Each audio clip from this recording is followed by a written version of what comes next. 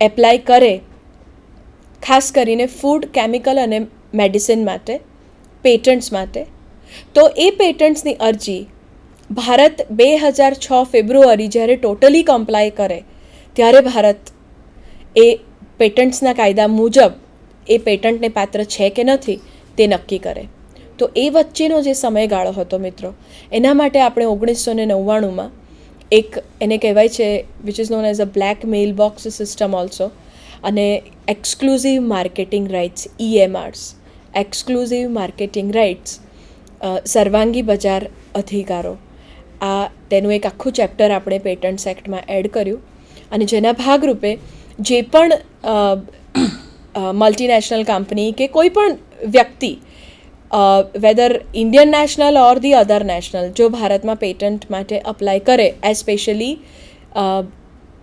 આ ત્રણ માટે, ફૂડ, કેમિકલ કે મેડિસિન માટે, તો એ સંજોગોમાં તેમની સ્ક્રુટિની કે એ પેટન્ટ્સ એક્ટ અનુસાર છે કે નથી તે આપણે કરવાની જ્યારે આપણે ટોટલી કમ્પ્લાય કરીએ એ એક્ટની સાથે, ટ્રિપ્સની સાથે. ત્યારે હાલની પરિસ્થિતિ જો આપણે જોઈએ તો એટલે પહેલી એક જરૂરિયાત ટ્રિપ્સ અનુસાર કે ફૂડ, કેમિકલ અને મેડિસિન માટે પ્રોડક્ટ પેટન્ટ આપવાની, કે જે ભારતે કમ્પ્લાય કર્યું.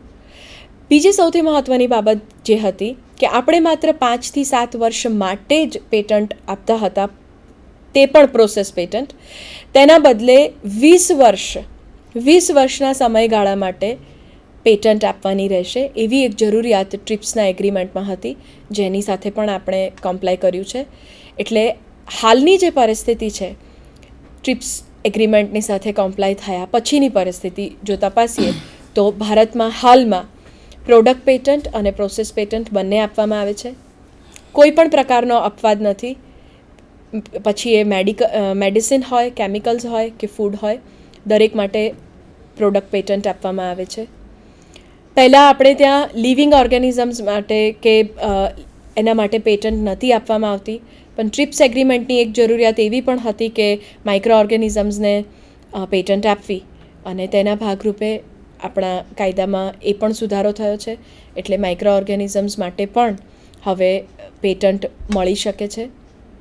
એટલે પ્રોડક્ટ પેટન્ટ, પ્રોસેસ પેટન્ટ, પેટન્ટની સમય મર્યાદા જે આપણે જોયું કે હાલના સંજોગોમાં પહેલાં જે 14 વર્ષ હતી તે હાલના સંજોગોમાં 20 વર્ષ છે. કોઈ પણ પ્રકારનો અપવાદ નથી. ત્રીજી મહત્ત્વની બાબત મિત્રો એની સાથે આપણે જે સમજવી જરૂરી છે એ બાબત એ છે કે જ્યારે પેટન્ટ માટે તમે એપ્લાય કરો તો તેના માટેનો પ્રોસિજર કયો છે, કયા પ્રોસિજરથી તમે પેટન્ટ પ્રાપ્ત કરી શકો, અને કોણ પેટન્ટ માટે એપ્લાય કરી શકે. પેટન્ટ માટે તમે જ્યારે એપ્લાય કર્યું હોય ત્યારે તમારે કયા એની સાથે ડોક્યુમેન્ટ્સ એડ કરવા પડે, આ દરેક બાબતો કે જે કલમ 6 થી 11માં પેટન્ટ્સ એક્ટમાં બહુ ડિટેલ્સમાં આપેલું છે, તો એ તમે કરી શકો છો. એક શબ્દમાં જો કહેવું હોય કે પેટન્ટ એટલે શું, તો આપણે એવું કહી શકીએ કે patent is an exclusive monopoly right. એ એક્સક્લુઝિવ મોનોપોલી રાઇટ તમને જે મળે છે એ શેના માટે મળે છે? કોઈ પણ પ્રોડક્ટ, કોઈ પણ શોધ જે તમે કરી છે તેને મેન્યુફેક્ચર કરવા માટે, તેનું ડિસ્ટ્રીબ્યુશન કરવા માટે અને તેનું વેચાણ કરવા માટે. પણ આ જે કોઈ અધિકાર તમને આપવામાં આવે છે, જે એક્સક્લુઝિવ મોનોપોલી રાઇટ જે છે, એ અધિકાર માત્ર તમને એક ચોક્કસ નિયત સમય મર્યાદા માટે આપવામાં આવે છે, અને જે આપ હવે સમજી ગયા છો કે જે 20 વર્ષની નિયત મર્યાદા છે. તો આ 20 વર્ષના સમયગાળા દરમિયાન જે શોધકર્તા છે તેને સંપૂર્ણ તે પોતાની કોમર્શિયલ એડવાન્ટેજ તે લઈ શકે છે, અને તેને કેટલાક અધિકારો આ કાયદા હેઠળ પ્રાપ્ત થાય છે. આ એક બાબત. કોણ એપ્લાય કરી શકે મિત્રો, એ તમે સ્લાઇડ ઉપર જોઈ શકશો. હું બહુ સંક્ષિપ્તમાં આપને આ જે પ્રોસિજર છે પેટન્ટ મેળવવા માટેની, સબમિશન ઓફ એપ્લિકેશન, તમારે અરજી કરવી પડે. એ અરજી કોણ કરી શકે? જે true and the first inventor, સાચો શોધકર્તા, પ્રથમ અને સાચો શોધકર્તા એપ્લિકેશન કરી શકે.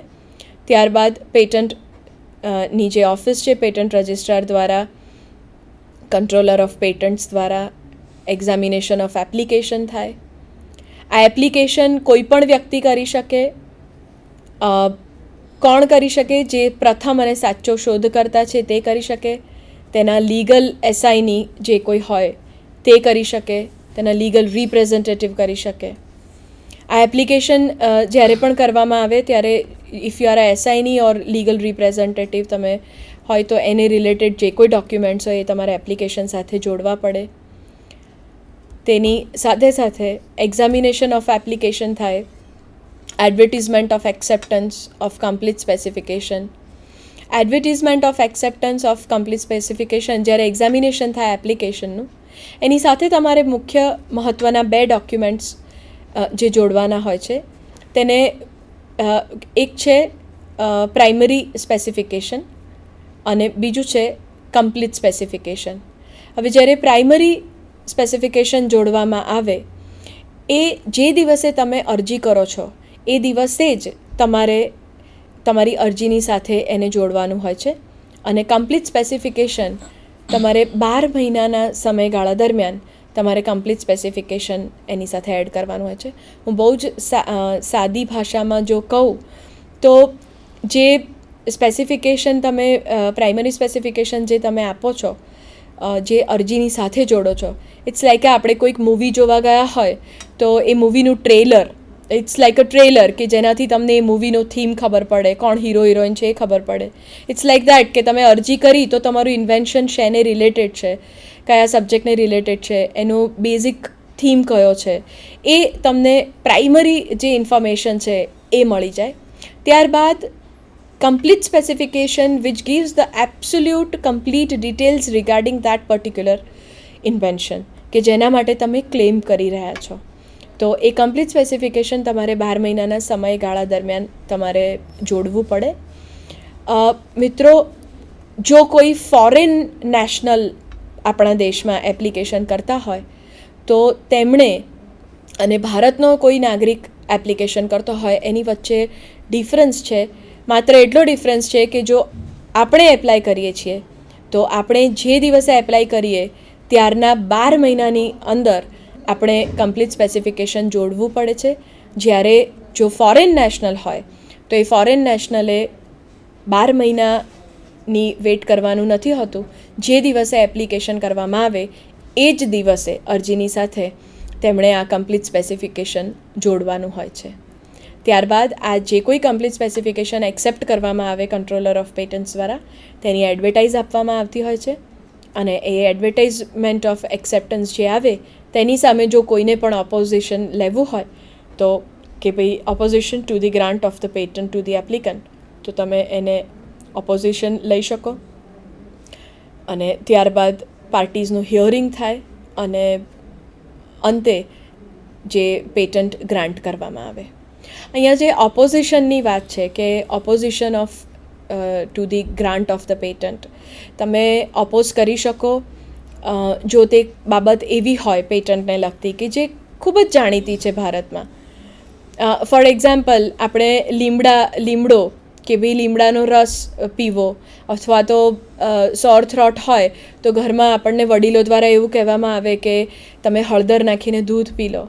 તો આ હળદર છે કે એટલે એવી કોઈ પણ પેટન્ટ, એવી કોઈ પણ બાબત કે જે which is very common in society, which is very well known, which is available in our scriptures, કે જે ફોર એક્ઝામ્પલ ચરક સંહિતામાં કે આપણું ઔષધીય વિજ્ઞાન જે કોઈ છે એના જે કોઈ ડોક્યુમેન્ટ્સ છે એમાં કોઈક જગ્યાએ નોંધાયેલું હોય, અથવા એ જ શોધ કોઈ અન્ય શોધકર્તાએ ઓલરેડી કરેલી હોય, અથવા એમાં કોઈ નાવીન્ય ન હોય, તો આ દરેક બાબતો માટે તમે એને ઓપોઝ કરી શકો.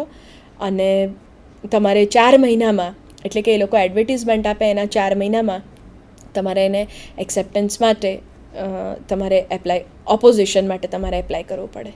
ત્યારબાદ આપણે હમણાં જે પ્રમાણે સ્લાઇડ ઉપર જોયું એ પ્રમાણે કે હિયરિંગ ઓફ પાર્ટીઝ અને ગ્રાન્ટ અને સીલિંગ ઓફ ધ પેટન્ટ. વિદ્યાર્થી મિત્રો, પેટન્ટ મળ્યા પછી એઝ અ પેટન્ટી તમને ઘણા બધા અધિકારો આ કાયદા અન્વયે પ્રાપ્ત થાય છે.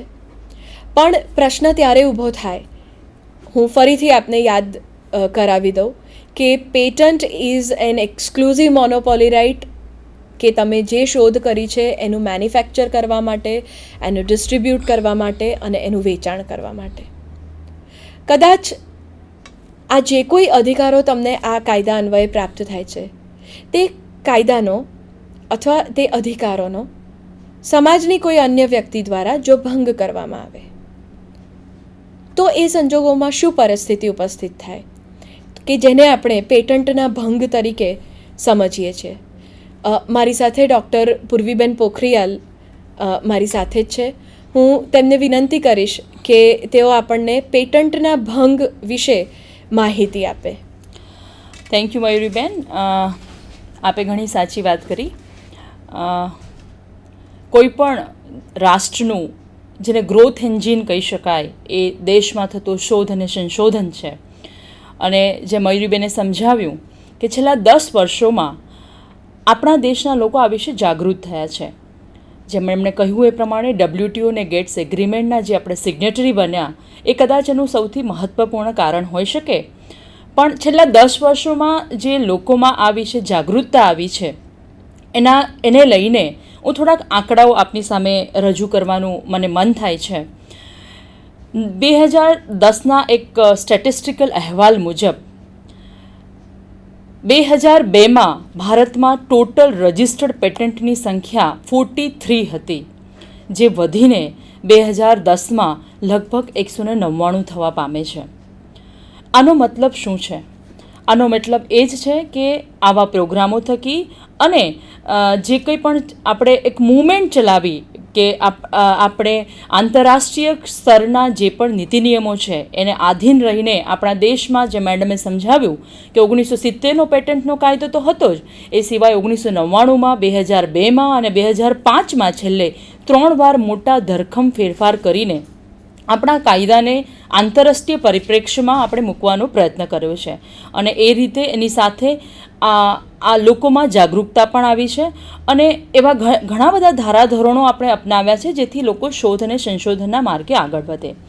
હવે સૌથી પહેલાં આપણે જો વાત કરીએ, જેમ વાત કરી કે પેટન્ટ એક એવો માલિકી મોનોપોલિસ્ટિક રાઇટ છે કે હું સંશોધન કર્યું છે, મારી વર્ષોની મહેનત છે, મારી બૌદ્ધિક સંપદાનો મેં ઉપયોગ કર્યો છે, તો શા માટે એ માત્ર મને જ એ જે સંશોધન મેં કર્યું છે, એ જે પ્રોડક્ટ મેં વિકસાવી છે અથવા તો કોઈ ચોક્કસ પદ્ધતિ મેં વિકસાવી છે એ પદ્ધતિ પર માત્ર મારો એક્સક્લુઝિવ રાઇટ હોઈ શકે? પછી એ મારા ઉપર છે કે હું રાઇટ કોકને આપી દઉં અથવા તો એ જે પણ જે મારું કોન્ફિડેન્શિયલ ઇન્ફોર્મેશન છે એ હું કોકને લાઇસન્સ આપું અથવા તો હું એને મારી રીતે એને સેલ કરું, એના આધારે એ પદ્ધતિ પ્રમાણે હું કોઈક નવી પ્રોડક્ટ મેન્યુફેક્ચર કરું. અને એ માટે જે મેડમે વાત કરી એ રીતે પેટન્ટના કાયદામાં આવી બધી જોગવાઈઓ છે. સૌથી પહેલાં આપણે વાત કરીએ કે સ્લાઇડમાં આપણે જોઈએ તો what are the patent, what kind of rights that are being conferred. જેમ આપણે વાત કરી કે આપણે એક નવી પ્રોડક્ટ બનાવી શકીએ, આપણે એને ડિસ્ટ્રીબ્યુટ કરી શકીએ અને ત્રીજું આપણે વેચી પણ શકીએ. એટલે એ પેટન્ટ હોલ્ડર ઉપર છે, એ પેટન્ટી ઉપર આધાર રાખે છે કે મેં જો પદ્ધતિ વિકસાવી છે એ પદ્ધતિના આધારે હું કોઈ પ્રોડક્ટનું નિર્માણ કરું અથવા તો એ પદ્ધતિને હું ડિસ્ટ્રીબ્યુટ કરું. ડિસ્ટ્રીબ્યુટ કરવાનો અહીંયા હેતુ એ છે કે હું લાઇસન્સ આપું અને ત્રીજું કે હું એને વેચું, એ પણ મારી પદ્ધતિ છે. એટલે બીજા એક સ્ટેટિસ્ટિક્સ પ્રમાણે વાત કરું તો છેલ્લા 10 વર્ષોમાં ભારતમાં R&D ડિપાર્ટમેન્ટ ઘણું વિકસાવવા ટોટલ આપણે મોટી મલ્ટીનેશનલ્સ કંપનીઝ અને ઇન્ડિયન કંપનીઝની પણ વાત કરીએ તો જે MNCs અને જે ઇન્ડિયન કંપનીઝ એના ટોટલ બજેટના માત્ર 10% જેટલો હિસ્સો એ R&D ડિપાર્ટમેન્ટમાં જે ઇન્વેસ્ટ કરતી હતી એ ભાગ છેલ્લા 10 વર્ષોમાં 10%થી વધીને લગભગ 40% જેવો થવા પામ્યો છે. એટલું જ નહીં પણ એવી ઘણી બધી સ્પેશિયલ R&Ds કંપનીઝ છે કે જે બીજું કશું જ મેન્યુફેક્ચર નથી કરતી, કશુંક નવું કોઈ પ્રોડક્ટ નથી બનાવતી, માત્ર શોધ અને સંશોધન કરે છે, અને એ શોધ અને સંશોધનના અંતે એમને જે કંઈ પણ મળે છે એ બધાને લાઇસન્સ આપે છે. So research and development has become a very essential activity for earning money for so many companies as well. અને એટલા જ માટે 3 પ્રકારના આપણને અધિકારો મળે છે. તમે કોઈ પ્રોડક્ટ બનાવી શકો, તમે એને ડિસ્ટ્રીબ્યુટ કરી શકો, લાઇસન્સ આપી શકો, અથવા તો તમે એ એક્સક્લુઝિવ રાઇટ કોઈને વેચી પણ શકો. I don't want to declare my name as a patentee, though the patent might have been registered on my name, but મારો પેટન્ટનો અધિકાર છે, હું કોઈકને વેચી પણ શકું છું. આ 3 પ્રકારના અધિકારો મળે છે. પણ હવે મહત્ત્વનો મુદ્દો એ ઉપસ્થિત થાય છે કે મારે જે પણ મારું શોધ સંશોધન છે એ શોધ સંશોધન ઘણી બધી જર્નલ્સમાં પણ પબ્લિશ થતું હોય છે. જે મેડમે વાત કરી કે એકવાર પેટન્ટનું રજિસ્ટ્રેશન થાય પછી એ પેટન્ટ જર્નલમાં ડિક્લેર થતી હોય છે, પબ્લિશ થતી હોય છે કે આ પ્રકારની પેટન્ટ આના નામે છે. અને આની પાછળનો મુખ્ય હેતુ એ છે કે આગળના નેક્સ્ટ જનરેશનના સંશોધનકર્તાઓને એક ચોક્કસ પ્રકારનો રાહ મળી શકે અને એ પબ્લિકેશન થાય એ જાહેર હિતમાં પણ જરૂરી છે. પણ અહીંયા પ્રશ્ન એ ઉપસ્થિત થાય છે, જેમ આપણે સ્લાઇડમાં જોયું કે મારા જે 3 પ્રકારના અધિકારો છે કે હું પ્રોડક્ટ બનાવી શકું, લાઇસન્સ આપી શકું કે વેચી શકું, એ કોઈ પણ અધિકાર પર કોઈ પણ વ્યક્તિ કોઈ પણ પ્રકારનો તરાપ મારે તો મારે કયા પ્રકારની રાહત કોર્ટ દ્વારા મળી શકે એની પણ જોગવાઈઓ આપણા પેટન્ટ એક્ટ 1970માં અને ત્યાર પછીના એમેન્ડેડ એક્ટ 2002માં પણ કરી છે. આપણે સ્લાઇડમાં જોઈએ એ પ્રમાણે 3 સૌથી પહેલાં મહત્ત્વનો મુદ્દો એ ઉપસ્થિત થાય છે કે કોને આપણે પેટન્ટ ઇન્ફ્રિંજમેન્ટ કહીશું. એ સ્લાઇડ આપણે આગળ જે સ્લાઇડ જોઈએ એ પ્રમાણે કે કલરેબલ ઇમિટેશન ઓફ એન ઇન્વેન્શન, એટલે મારું જે કંઈ પણ શોધ છે એ શોધમાં માત્ર થોડોક જ નજીવો ફેરફાર કરીને હું બીજી કોઈ પ્રોડક્ટ વિકસાવવાનો પ્રયત્ન કરું. એમાં કોઈ ધરખમ ફેરફારો કોઈ બીજા વ્યક્તિ નથી કરતા, પણ માત્ર થોડો ઘણો ઉપરથી આપણને એવું દેખાય કે એમાં કંઈક ફેરફાર થયા છે, અદરવાઇઝ બાકીના બધા ઇન્ગ્રેડિયન્ટ્સ, કન્ટેન્ટ, એનું કમ્પોનન્ટ વેઇટેજ બધું એનું એ જ હોય, ત્યારે ચોક્કસ પ્રમાણે હું કહી શકું કે આ મારી પેટન્ટ છે. એમાં ખાલી કલર અને પેકેજિંગ બદલાયું છે, એક સાદી ભાષામાં કહીએ તો.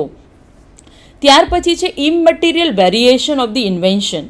એનો અર્થ એ થયો કે આપણે જે પણ શોધ કે સંશોધન કર્યું હોય એ સંશોધનને ધ્યાનમાં રાખીને એને બેઝમાં લઈને માત્ર થોડું ઘણું નવા ઇન્ગ્રેડિયન્ટ્સ અથવા તો થોડી ઘણી પદ્ધતિમાં ફેરફાર કરીને જો હું બીજી પ્રોડક્ટ વિકસાવું અને હું પેટન્ટ કોઈ વ્યક્તિ એના માટે પેટન્ટનો હક પ્રસ્થાપિત કરવા માટે જાય ત્યારે પણ હું ચોક્કસપણે કહી શકું કે આ મારું પેટન્ટ છે, જેના આધારે, જેના આઈડિયાને લઈને, જે વિચારને લઈને આ